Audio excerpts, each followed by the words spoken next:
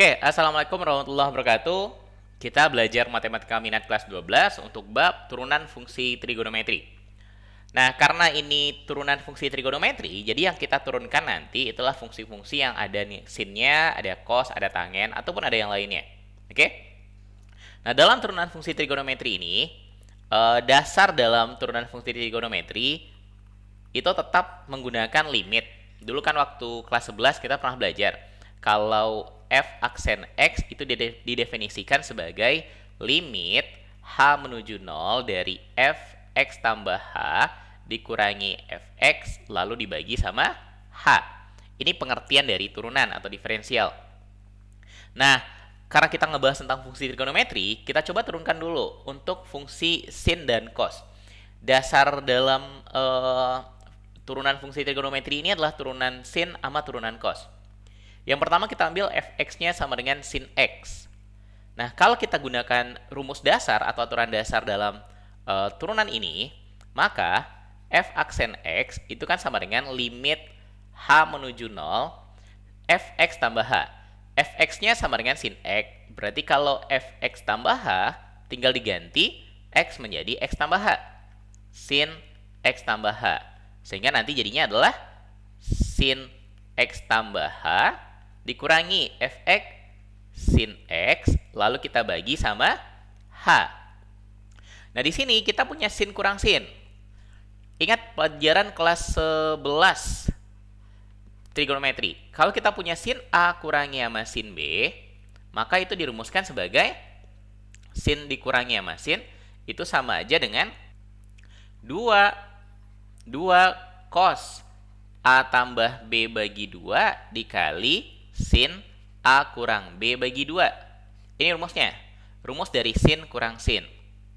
Sehingga ini kalau kita gunakan rumus itu, sin x tambah h dikurangi sin x. X tambah h ini adalah a. X ini adalah b. Berarti nanti akan jadi 2 cos a tambah b. Berarti x tambah h ditambahin sama x. Jadi berapa? 2x tambah h. Kita bagi 2. Oke? Dikali sin a kurang b. X tambah h dikurangi x. Maka tinggal h dibagi 2. Oke? Dibagi sama h. Nah, sekarang kita gunakan limit trigonometri. Sebelumnya kita pernah belajar limit trigonometri. Kalau sin di dalamnya bernilai 0, maka sin ini boleh kita coret. Ini kan hanya menuju 0. Berarti kalau h dibagi 2 jadi 0. Sin ini dalamnya 0, maka sinnya bisa kita coret. Sehingga h dibagi h per 2 dibagi h, hanya bisa kita coret juga. Tinggal di sini angkanya 1/2. Sehingga nanti jadinya 2 cos, nih limitnya nggak perlu kita tulis lagi. 2 cos 2x ditambah h, hanya menuju 0. Berarti 0 bagi 2. Dikali, ini karena sinnya udah dicoret, h per 2 dibagi h, hanya habis tinggal 1/2. 2 sama 1/2 ini belakang, ini habis. Sehingga tinggal cos 2x tambah 0/2. 2x tambah 0, 0. 2x bagi 2, 2x tambah 0, 2x dibagi 2 jadinya x. Maka f aksen x dari sin x itu sama dengan cos x. Ini yang pertama. Fx sama dengan sin x, maka turunannya adalah cos x. Sekarang dengan cara yang sama, kita turunkan untuk fungsi cos. Fx sama dengan cos x. Berarti kalau fx tambah h, nanti menjadi cos x tambah h. Oke? F aksen x sesuai dengan persamaannya. Limit h menuju 0. Limit h menuju 0 dari fx tambah h. Berarti cos x tambah h. Dikurangi sama fx. Fx-nya adalah cos x. Dibagi sama h. Nah, gimana dengan cos x tambah h dikurang cos x? Kalau rumus sin, ini rumusnya. Kalau rumus cos, ketika kita punya cos A kurang cos B, maka itu rumusnya nanti adalah min 2, sin. Min 2 sin A tambah B bagi 2 dikali sin A kurang B bagi 2. Nah, ini rumus dari cos kurang cos. Ingat pelajaran kelas 11 tentang rumus-rumus trigonometri. Maka ini akan jadi limit h menuju 0, cos x tambah h dikurang cos x sesuai dengan persamaannya min 2 sin A tambah B. Berarti X tambah H ditambahkan sama X. 2X tambah H per 2. Karena rumusnya ada per 2-nya. Oke. Dikali sin A kurang B bagi 2. Berarti X tambah H dikurangi X tinggal H. Dibagi 2. Per H. Nah, karena H-nya menuju 0, oke, maka sin H per 2 ini jadi sin 0. Sini kita coret. Jadinya H per 2 dibagi H. Limit H menuju 0, min 2, hanya tinggal kita ganti jadi 0. Sin 2X tambah 0 per 2 dikali H per 2 dibagi H. Maka H-nya coret. Tinggal 1 per 2. Nah, min 2 sama 1 per 2 di belakang coret. Sehingga tinggal berapa? Min sin 2X bagi 2. 2X bagi 2 jadi X. Jadinya min sin X. Oke? Jadi dari sini bisa kita simpulkan turunan dari fungsi cos, turunan dari fungsi sin adalah cos, dan turunan dari fungsi cos adalah min sin. Jadi kalau kita simpulkan, maka kalau kita punya fx dan kita turunkan jadi f aksen x, kalau fx-nya adalah sin x, maka turunannya adalah cos x. Oke? Kalau fx-nya adalah cos x, maka turunannya adalah min sin x. Ini dasar dari turunan.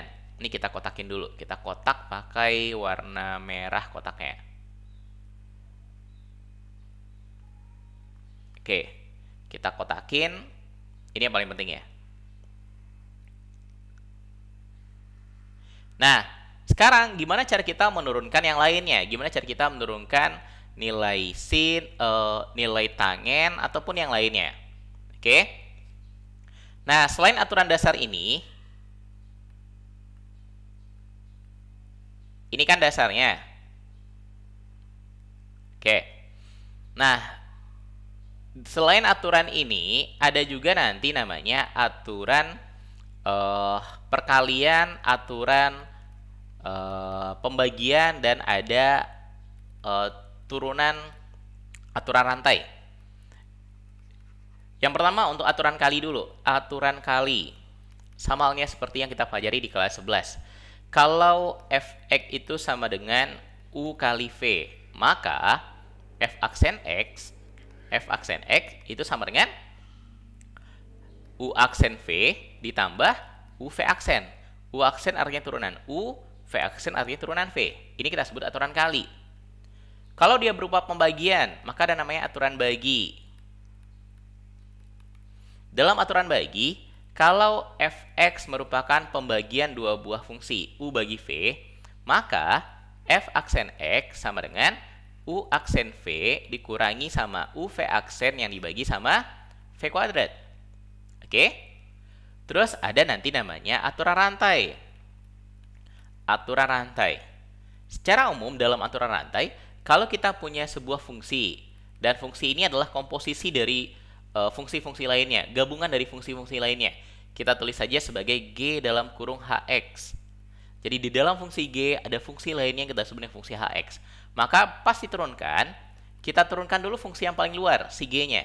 G aksen dari HX, oke, dikali sama turunan HX, H aksen X. Jadi kita mulai turunkan dari fungsi yang paling luar. G aksen HX dikali H aksen X. Ini aturan rantai. Ini aturan bagi, ini aturan kali. Oke? Nah, berdasarkan aturan-aturannya ini, kita bisa turunkan untuk fungsi lainnya. Kita turunkan jadi kita turunkan misalkan apa turunan fungsi tangen. Fx sama dengan tangen X. Di trigonometri, tangen pada dasarnya adalah sin yang dibagi sama cos. Oke, tangen itu adalah sin yang dibagi sama cos. Jadi, fungsi ini adalah fungsi pembagian. U adalah sin X, V adalah cos X. Oke? Kalau U-nya adalah sin X, U sama dengan sin X, maka U aksennya, turunannya adalah cos X. Turunan sin adalah cos. Kalau V-nya adalah cos X, maka turunannya, V aksen, itu sama dengan min sin X. Nah, sesuai dengan aturan bagi, kemudian kita turunkan. F aksen X dari U per V itu sama dengan U aksen V kurangi UV aksen yang dibagi sama V kuadrat. U aksen itu adalah cos X dikali V. V-nya adalah cos X. Dikurang U. U-nya sin X. Dikali V aksen. V aksennya adalah min sin X. Dibagi sama V kuadrat. V-nya adalah cos X. Berarti kalau V kuadrat, cos kuadrat X.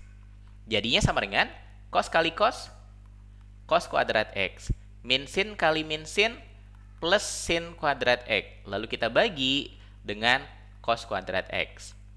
Nah, di kelas 10 pas trigonometri, kita belajar sin kuadrat tambah cos kuadrat ini ada pada rumus identitas namanya. Oke, kalau kita punya sin kuadrat A tambah cos kuadrat A, maka nilainya adalah 1. Oke, rumus identitas trigonometri yang diperoleh dari rumus Pitagoras, pelajaran kelas 10. Jadi karena ini sin kuadrat tambah cos kuadrat, maka yang di atas itu boleh kita ganti dengan angka 1 per cos kuadrat X. Dan ingat, cos kuadrat itu 1 per cos, 1 yang dibagi sama cos, itu kita sebut sebagai sekan. Ini tambahannya lagi. 1 yang dibagi cos adalah sekan. Karena ini 1 bagi cos kuadrat, maka ini adalah sekan kuadrat X. Oke, jadi turunan tangen, kalau fx-nya sama dengan tangen, maka f aksen x-nya itu sama dengan sekan kuadrat x. Oke, ini contoh penggunaan aturan bagi. Kita lihat contoh lainnya. Kalau aturan rantai misalkan. Misalkan fx sama dengan sin 4x. Oke. Nah, ini kita bisa turunkan pakai aturan rantai. Fungsi yang di luarnya adalah fungsi sin dan fungsi yang di dalamnya adalah 4x. Maka kalau kita turunkan f aksen x, maka dia akan menjadi turunan sin. Apa turunan sin? Cos 4x dikali turunan 4x. Apa turunan 4x? 4. Jadi cos ini adalah turunannya sin, turunan sin 4x, sinnya diturunkan jadi cos. 4x di dalamnya nggak berubah, tetap 4x. 4 ini adalah turunannya 4x. Turunan 4x. 4x diturunkan jadi 4. Nah, 4-nya kita tinggal taruh di depan. 4 cos 4x. Oke? Contoh lainnya misalkan fx sama dengan cos x kuadrat dikurang 5x. Maka pas kita turunkan f aksen x, ya turunkan cosnya dulu. Apa turunan cos? Min sin. Min sin x kuadrat kurang 5x. X kuadrat kurang 5x-nya nggak kita ubah. Oke? Jadi min sin ini datang dari turunannya cos. Turunan cos. Dikali, sesuai dengan aturan rantai, dikali sama turunan yang di dalam ini. X kuadrat kurang 5x diturunkan jadi berapa? 2x kurang 5. Nah, si 2x kurang 5-nya kita pindah ke depan. Sehingga nanti akan menjadi min 2x kurang 5 dikali sin x kuadrat kurang 5x. Oke? Nah, yang paling sering untuk yang aturan rantai trigonometri, sin atau cosnya pakai pangkat. Misalkan gini, fx sama dengan sin pangkat 3, di depannya ada angka 5 misalkan, 5 sin pangkat 3 dari 4x kurang 1. Nah, kalau kita turunkan, maka terlebih dahulu yang kita turunkan adalah pangkatnya. Oke? Turunkan pangkatnya dulu ke depan. 3 kali yang kelima. Jadi berapa? 15 sin. Ingat, dalam menurunkan pangkat, ketika pangkat yang kita turunkan, maka pangkat 3 ini akan dikurangi 1. Jadi pangkat berapa? Pangkat 2. 4x kurang 1. Oke? Jadi ini semua hasil dari turunkan pangkat. Turunkan pangkat. Terus habis itu, kalau ini diperoleh dari menurunkan pangkat, berikutnya turunkan sinnya. Sin, apa turunan sin? Cos 4x kurang 1. Oke? Jadi cos ini adalah turunannya sin. Turunkan sin, jadi cos. Terus dikali lagi, pangkatnya udah kita turunkan, sinnya udah kita turunkan. Maka yang paling dalam yang kita turunkan berikutnya, 4x kurang 1. Apa turunan 4x kurang 1? 4. Ini adalah turunan dari 4x kurang 1. Sehingga hasil akhirnya nanti adalah 4-nya kalikan ke depan, 4 dikalikan ke 15, 60 sin kuadrat 4x kurang 1 dikali cos 4x kurang 1. Oke? Kita coba lihat contoh satu lagi.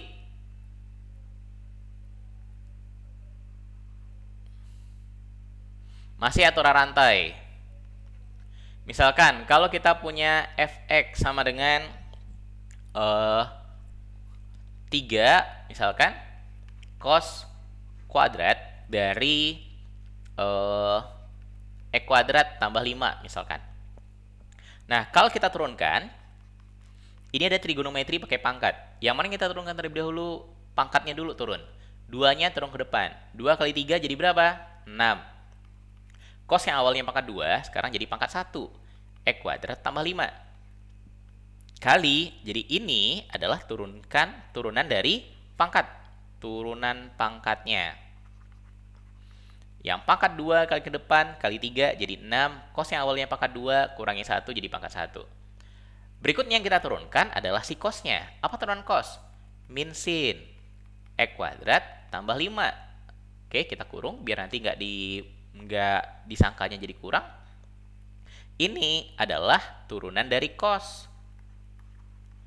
Habis itu, kali lagi, pangkatnya udah kita turunkan, cosnya udah kita turunkan. Makanya kita turunkan berikutnya adalah x kuadrat tambah 5. Apa turunan x kuadrat tambah 5? 2x. Oke, ini turunan dari x kuadrat ditambah 5. Nah, 2x-nya kita bawa ke depan, sama min-nya kita bawa ke depan. 2x kali min 2x dikali 6, min 12x. Oke, cos x kuadrat kurang 5, x kuadrat tambah 5. Sin-nya kita taruh depan dulu. Sin x kuadrat tambah 5 dikali cos x kuadrat tambah 5. Nah, kadang di soal, biar soalnya sedikit lebih sulit, maka pilihan jawabannya diubah. Kadang-kadang pilihan jawabannya nggak kayak gini. Karena bentuk ini masih bisa kita sederhanakan. Ingat waktu pelajaran kelas 11. Kita pernah belajar ada rumus trigonometri, rumus sudut rangkap namanya. Sin 2A itu bisa diuraikan menjadi 2 sin A kali cos A. Atau kalau kita ketemu bentuk 2 sin A kali cos A, maka bisa diuraikan jadi sin 2A. Nah, ini min 12x bisa kita ubah jadi min 6x kali 2. Ya kan? Sin x kuadrat tambah 5 dikali cos x kuadrat tambah 5. Kalau yang ini kita anggap sebagai A, ini juga A. Maka dia jadi 2 sin A kali cos A. Dan 2 sin A cos A bisa diubah jadi sin 2A. Min 6x dikali sin 2A. A-nya x kuadrat tambah 5 berarti 2 kali x kuadrat tambah 5. Jadinya min 6x kali sin 2x kuadrat tambah 10. Nah, di option jawaban, kadang-kadang buatnya kayak gini, biar terlihat lebih sulit. Oke? Nah, berikutnya kita akan ngebahas soal-soal latihan. Soal-soal latihannya ada sebagian dari soal-soal SBMPTN nanti yang akan kita bahas. Oke? Tapi kita akan bahas ini pada video berikutnya. Oke? Jadi jangan lupa tonton video berikutnya dan jangan lupa belajarnya sambil nyatat biar lebih paham. Kita cukupkan. Alhamdulillah. Assalamualaikum warahmatullahi wabarakatuh.